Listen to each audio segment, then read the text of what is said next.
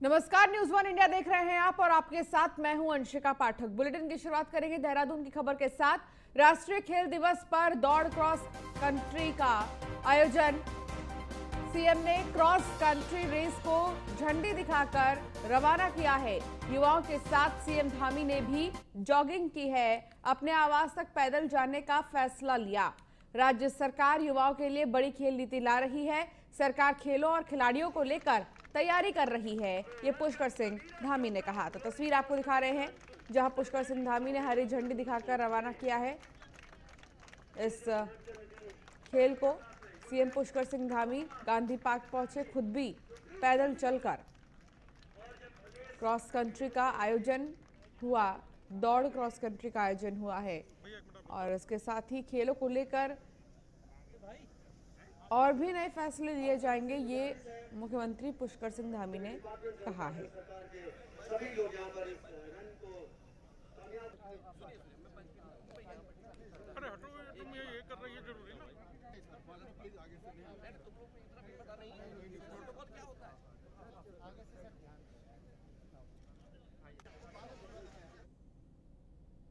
युवाओं को हम आगे खेलने के लिए उनको बहुत शुभकामनाएं देते हैं। बहुत उत्साह से, उमंग से और ऊर्जा से पूरी तरह से पूरे जोश के साथ खेल में खेलें। और जिस प्रकार से अभी ओलंपिक में हमारे देश के खिलाड़ियों ने बहुत शानदार प्रदर्शन किया है, वो हमारे लिए निश्चित रूप से आगे के लिए एक रास्ता है, एक प्रेरणा के कारण है। और हम कोशिश करेंगे कि हमारे प्रदेश में भी अच्छी खेल नीति जो हम बनाने वाले हैं, अच्छी खेल नीति बनाएंगे, जिससे कि सामान्य वर्ग से ऐसे खिलाड़ी जो किन्हीं कमियों के कारण से नहीं आगे आ पाते हैं। उत्तराखंड के खेल मंत्री अरविंद पांडे ने आदेश जारी किए हैं। प्रदेश में 15 सितंबर से खेल महाकुंभ आयोजित किया जाएगा। उनका कहना है कि 29 अगस्त को खेल दिवस के अवसर पर CM Pushkar Dhami cricket association of Uttarakhand के सहयोग से क्रिकेट खिलाड़ियों को सम्मानित करेंगे। बता दें कि ये सम्मान उन खिलाड़ियों को दिया जाएगा जिन्होंने बीसीसीआई द्वारा विभिन्न प्रतियोगिता में हिस्सा लिया है।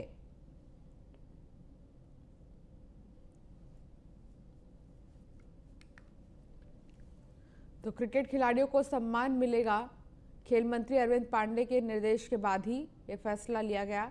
15 सितंबर से शुरू होगा खेल का महाकुंभ।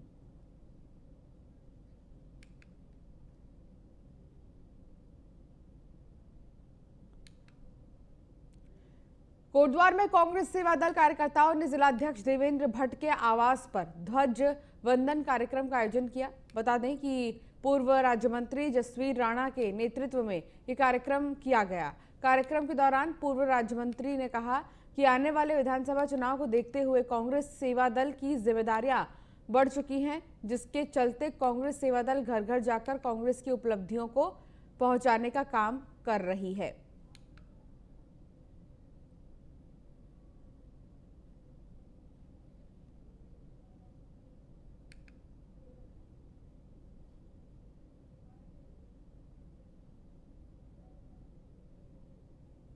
अब आगामी चुनाव को देखते हुए सेवा दल का और भी महत्वपूर्ण जो जिम्मेदारियां हैं बढ़ चुकी है। सेवा दल घर घर जाकर लोगों को जागृत करेगा और एक तिरंगा यात्रा भी निकालेगा, जिसमें सभी पदाधिकारियों के निवास पर तिरंगा लहराया जाए। तो 2 दिन पहले टूटे रानी पोखरी पुल का पूर्व मुख्यमंत्री हरीश रावत ने निरीक्षण किया है और सरकार पर निशाना साधते हुए कहा कि अवैध खनन होने की वजह से पुल को नुकसान हुआ है और पुल टूट गया है। पूर्व मुख्यमंत्री ने लोक निर्माण विभाग पर सवाल उठाते हुए कहा कि विभाग को कुमाऊं में गोला नदी से सीख लेनी चाहिए थी, क्योंकि वहां भी खनन के कारण पुल को नुकसान हुआ था। उनका कहना है कि सरकार को बाहर की किसी कमेटी से जांच करानी चाहिए, जिससे पुल गिरने की असल वजह सामने आ सके।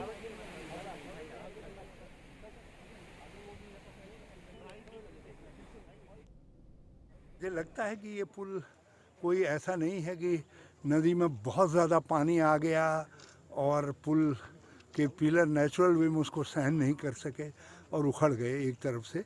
ऐसा नहीं है, पानी आया मगर पानी से ज़्यादा नुकसान पहुंचा है, मुझे लग रहा है, जो इस एरिया में खनन हुआ है आसपास में पुल के आसपास में, उससे पिलर के एक तरफ को ही पानी आ गया।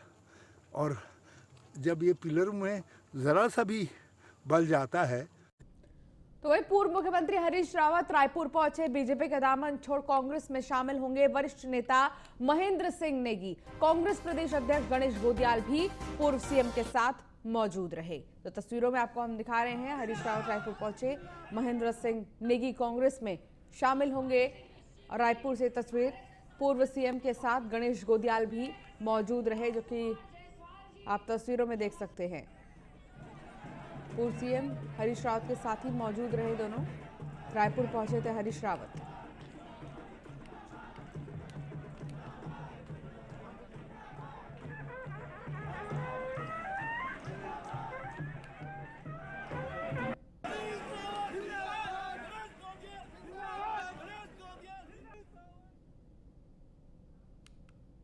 तो लालकुआं में कांग्रेस की परिवर्तन रैली का आगाज हो गया है। 4 सितंबर को होने जा रहा है, जिसकी तैयारियों में जुटे कांग्रेस के पूर्व मंत्री हरीश चंद्र दुर्गापाल के नेतृत्व में बैठक का आयोजन किया गया। इस रैली में कांग्रेस के पूर्व मुख्यमंत्री हरीश रावत के साथ पूर्व मंत्री, पूर्व विधायक और तमाम कांग्रेसी मौजूद रहेंगे। आपको बता दें कि ये रैली किसी शक्ति प्रदर्शन से कम नहीं होगी, जहां सभी दिग्गज हुंकार भरेंगे।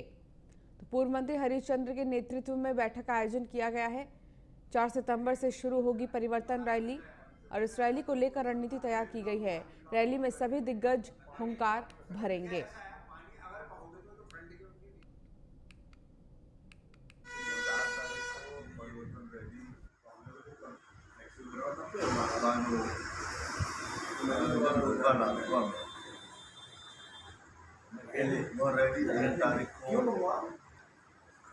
चलेगी और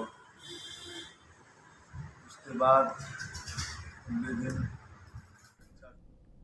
तो देहरादून लाइब्रेरी रोड पर तेज रफ्तार का कहर देखने को मिला, जहां एक तेज रफ्तार कार अनियंत्रित होकर दूसरी कार से बुरी तरह टकरा गई और हादसे में कार में सवार 4 लोग घायल हो गए हैं। बता दें कि सूचना मिलते ही पुलिस ने चारों अस्पताल में भर्ती करा दिया है। तो देहरादून लाइब्रेरी रोड पर यह हादसा हुआ है, कार पलट गई। मसूरी में देखिए कैसे यह हादसा हुआ, 2 गाड़ियों में जबरदस्त भिड़ंत हुई, 4 लोग गंभीर रूप से घायल हो गए हैं। तो मसूरी में अभी जाने के लिए मना किया गया है, लेकिन बावजूद इसके कुछ लोग वहां पर जा रहे हैं। उनकी गाड़ी हादसे का शिकार हो गई है, 2 गाड़ियां आपस में टकरा गई हैं बुरी तरीके से और 4 लोग इसमें गंभीर रूप से घायल हो गए हैं।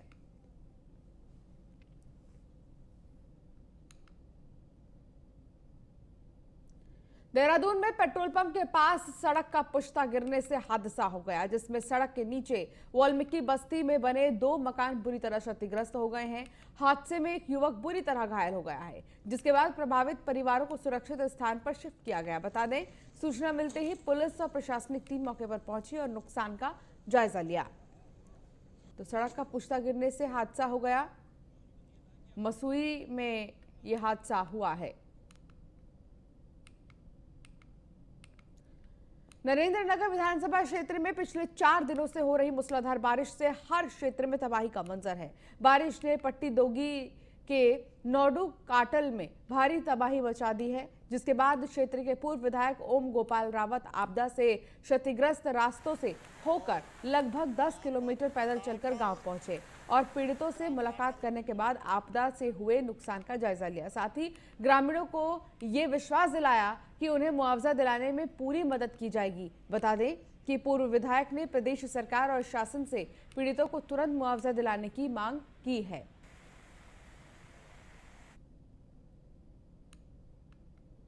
जो पानी का स्रोत था वो पूरी की पूरी तरह जो है इस बाढ़ आने के, ये दैविक आपदा आने से जो है वो खत्म हो चुका है। इनकी नगदी फसलें पूरी नष्ट हो चुकी हैं और मेरा सरकार से यही मांग है कि यहाँ पर त्वरित गति से लोगों के जो है आवागमन के मार्ग खुलवाए जाएं, इनको पीने के पानी की व्यवस्था करी जाए। इनका जो मेन जो है पुल है, लोग घरों पर रहने के लिए मजबूर हो गए हैं, वो पुल जो है तत्काल बनाया जाए और इस गांव को जो है, क्योंकि यहाँ पर हमेशा आपदा आती रहती है, ऊपर जो है पीडब्ल्यूडी की लापरवाही के कारण, ठेकेदारों की घोर लापरवाही कारण इन पर तो जो है मुकदमा दर्ज होना चाहिए कि इन्होंने गाँव के ऊपर जो है पूरा रोड काट के जो है पूरी मिट्टी जो है गाँव के ऊपर डाल दी। पूरा जो पानी का संबंध में जो है कि विभाग और सरकार को जो है कि अवगत कराना चाहता हूँ कि हमारे यहाँ जो है कि बहुत भीषण जो है कि लगातार बारिश तो बहुत भीषण बाढ़ आई है, जिसमें कि हमारे जो है कि पानी के स्रोत दबे हैं, सिंचाई के जो हमारे मुख्य स्रोत थे वो दबे हैं और हमारी जो फसल थी, धान की जो फसल थी सब जो है कि वो खत्म हो गई, पानी से दब गई, मल में से दब गई है और रात से जो हमारे संपर्क मार्ग जो सारे जो टूट रहे हैं और हमारे यहाँ पे जो आने जाने का जो मात्र एक साधन था पुल जो गाँव को जो रोड और नागरों को जो जोड़ता था वो सब। तो श्री कृष्ण जन्माष्टमी के मौके पर बाजारों में रौनक देखने को मिल रही है। साथ ही श्री कृष्ण पर्व को लेकर लोगों में खासा उत्साह नजर आ रहा है। सभी बाजार श्री कृष्ण के झूलों और पोशाकों से सजे हैं, तो वहीं नगर के पटेल चौक और मुख्य बाजारों में खासा भीड़ देखा गया। तो देखिए तस्वीर। कोरोना काल को देखते हुए आदमी की, महिलाओं की आस्था अपने धर्म और भगवान के प्रति है। सबकी खरीदारी बेहतर चल रही है। आदमी थोड़ा मजबूर है कोरोना काल से, क्योंकि थोड़ा बिजनेस से भी थोड़ा परेशान हुआ आदमी, लेकिन आस्था को देखते हुए सब अपने अपने धर्म को मान रहे हैं और खरीदारी अच्छी कर रहे हैं। जन्माष्टमी के पर्व को देखते हुए हमारी भीड़ सही चल रही है, कस्टमर आ रहे हैं बराबर। एक ही थोड़ा सा कहते हैं भैया रेट थोड़ा सा कम लगाइए, और हम वाजिब रेट पे हमेशा ही सामान बेचते आए हैं, आज 25 वर्षों से काम करते चले आ रहे हैं। ये जन्माष्टमी की तैयारी हमारी इसमें काफ़ी जोर शोर से चल रही है और ये पर्व जो है 30 तारीख को मनाया जाएगा। इस बार व्रत भी हमारा एक ही है, स्मार्ट और बेस्ट ऑफ जन दोनों का एक ही दिन व्रत होगा, जिसमें कि आगे की जो तैयारियां हैं मंदिरों में हैं, घरों में हैं, सब जोर शोर से चलाई जा रही हैं। और हम ईश्वर से यही कामना करते हैं कि जन्माष्टमी का पर्व पूरे विश्व के लिए मंगलकारी हो और जो विध्वंसता की इस समय जो हमारे विश्व के अंदर चल रहा है वो समाप्त हो। तो उत्तराखंड विधानसभा के मॉनसून सत्र के दौरान मुख्यमंत्री पुष्कर सिंह धामी ने प्रदेश की जनता और सरकारी कर्मचारियों के लिए कई बड़ी घोषणाएं की हैं। भू कानून, पुलिस ग्रेड पे और विधायक निधि में कटौती और समूह की भर्ती में आयु सीमा में छूट को लेकर सीएम धामी ने बड़े ऐलान किए हैं। फिलहाल आपको सीधी तस्वीर दिखा रहे हैं सीएम पुष्कर सिंह धामी की, जहां जायजा ले रहे हैं, बाढ़ का हवाई सर्वे कर रहे हैं और साथ ही ये जानने की कोशिश कर रहे हैं कि कितना नुकसान हुआ है। तो ऊपर तो सीधे ये जानने की कोशिश कर रहे हैं कि नुकसान कितना हुआ है। पुष्कर सिंह धामी को आप देख सकते हैं, पुष्कर सिंह धामी हवाई सर्वे कर रहे हैं, बाढ़ का जायजा ले रहे हैं कि नुकसान किस कदर हुआ है और कहां क्या करना है। तो ये तमाम चीजें हैं जिनको लेकर पुष्कर सिंह धामी हवाई सर्वे कर रहे हैं। तो देखिए आखिर कैसे लगातार बारिश ने हर जगह स्थिति खराब कर दी है। कई सारी नदियां उफान पर हैं और इसी वजह से बहुत ज़्यादा परेशानी लोगों को हो रही है। सीएम पुष्कर सिंह धामी हवाई सर्वे कर रहे हैं, बाढ़ का जायजा ले रहे हैं हवाई सर्वे के जरिए और ये जानने की कोशिश कर रहे हैं कि फिलहाल क्या स्थिति है उत्तराखंड की, कहां पर कैसे व्यवस्थाओं को सुधारना है। इन तमाम चीज़ों को लेकर वो बातचीत भी करते नजर आ रहे हैं। जब से सीएम बने हैं पुष्कर सिंह धामी, तभी से वो अपने काम पर लग गए हैं और एक भी दिन बिना रुके वो कई सारी योजनाओं की शुरुआत कर रहे हैं, तो दूसरी तरफ समस्याओं पर गंभीरता से एक्शन ले रहे हैं। और अब क्योंकि बाढ़ की समस्या है उत्तराखंड में, तो इसलिए इसको लेकर भी वो जानने की कोशिश कर रहे हैं कि आखिर कितना नुकसान हुआ है, कहाँ कहाँ नुकसान हुआ है। इन तमाम चीज़ों को पुष्कर सिंह धामी देख रहे हैं हवाई सर्वे के जरिए।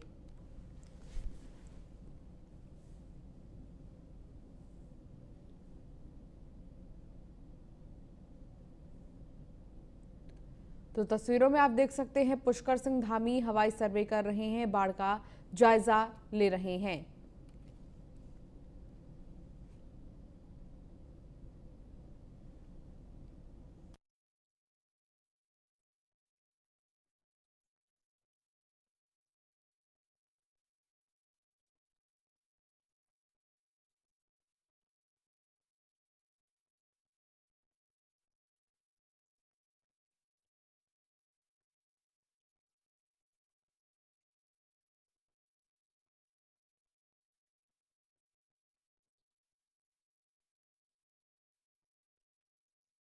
सर्वे कर रहे हैं और इसके साथ ही सारी व्यवस्थाओं का जायजा ले रहे हैं। एक तरह से बाढ़ का जायजा ले रहे हैं हवाई सर्वे के जरिए कि क्या नुकसान हुआ है, कितना नुकसान कहाँ पर हुआ है और कैसे इसको जल्द से जल्द ठीक करना है फौरन।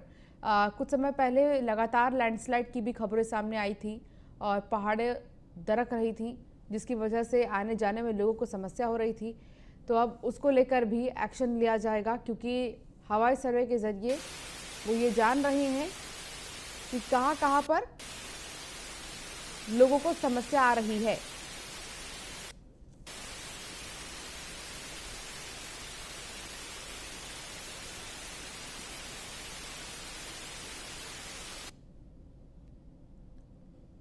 तो सीएम पुष्कर सिंह धामी को अब बात करते हुए देख रहे हैं, हवाई सर्वे कर रहे हैं सीएम पुष्कर सिंह धामी।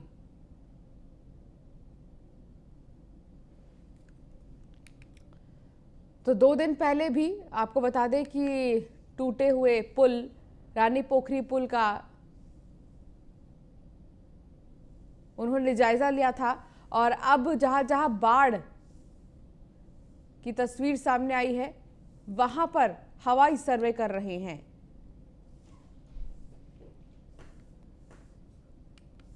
तो इससे पहले आपको बता दें कि रिपोर्ट ले चुके हैं पुष्कर सिंह धामी बाढ़ को लेकर और अब वो निरीक्षण कर रहे हैं, खुद ही जायजा ले रहे हैं हवाई सर्वे के जरिए।